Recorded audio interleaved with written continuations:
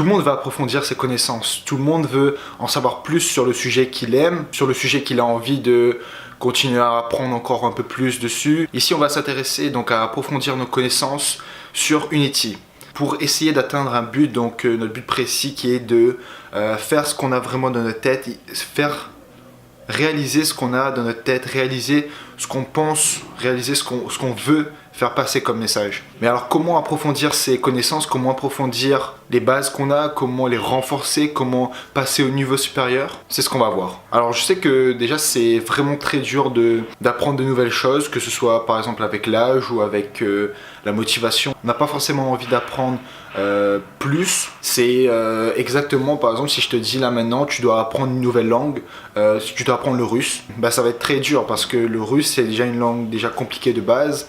Il faut vraiment que tu aies une motivation, il faut vraiment que tu aies un intérêt pour cette langue, il faut vraiment que tu aies envie d'apprendre un peu plus sur cette langue, apprendre un peu la culture, comment cette langue a été créée, etc.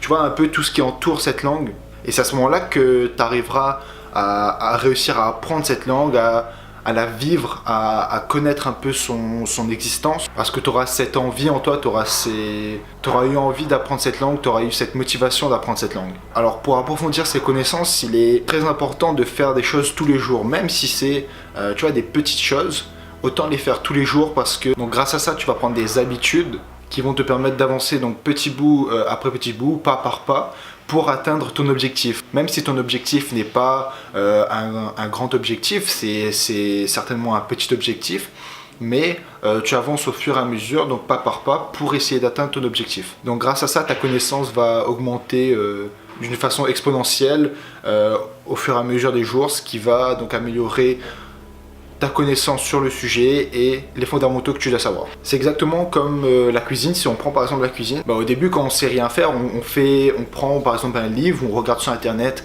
quelles sont les recettes pour faire ce qu'on veut. Donc tu vois, on a un objectif à atteindre et du coup on regarde les choses qui pourraient nous permettre d'atteindre cet objectif.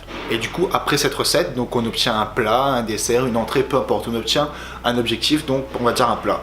Ensuite, donc par exemple, je sais pas, le deuxième jour, donc la cuisine c'est vraiment quelque chose qui t'intéresse, du coup tu refais une nouvelle recette, tu as envie de créer une nouvelle chose, tu fais une deuxième recette, si tu refais la même chose, tu reprends, peut-être tu cherches dans un livre, peut-être tu cherches sur internet encore, et donc suite à ça tu vas atteindre ton deuxième plat.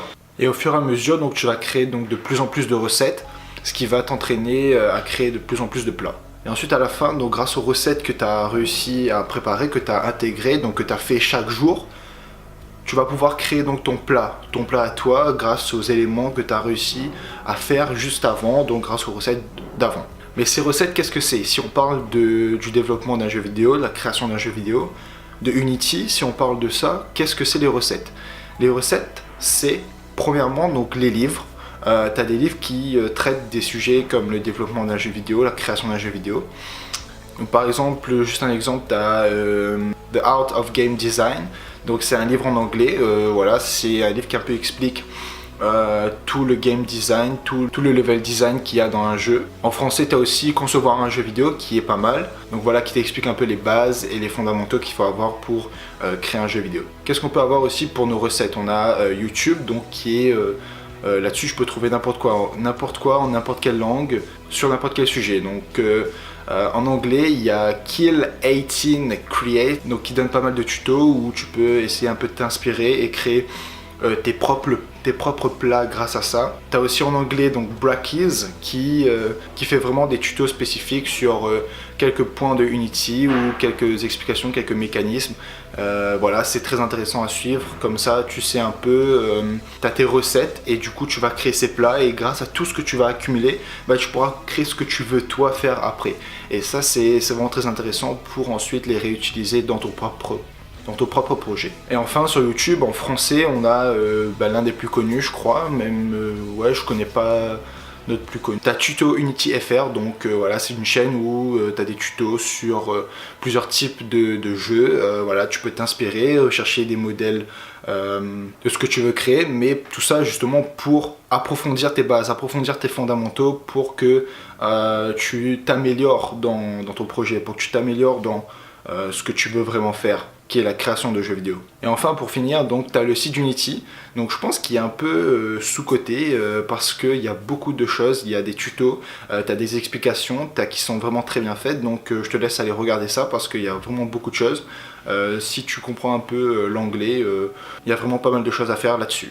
Que ce soit au niveau des explications, des forums, peu importe, tu as vraiment beaucoup de ressources qui peuvent t'aider parce que c'est la boîte elle-même qui crée ça. Du coup, il te donne les moyens d'approfondir tes fondamentaux et de solidifier tes bases qui pourront te rendre un peu autonome pour la création de tes jeux. Donc voilà, c'est tout pour moi aujourd'hui. J'espère que un peu ces astuces pour t'aider à mieux connaître Unity t'ont aidé. Si t'en veux plus, n'hésite pas à t'abonner juste en bas. J'ai aussi une page Facebook où beaucoup de choses vont arriver dans pas longtemps. Et nous, on se dit à demain. Salut.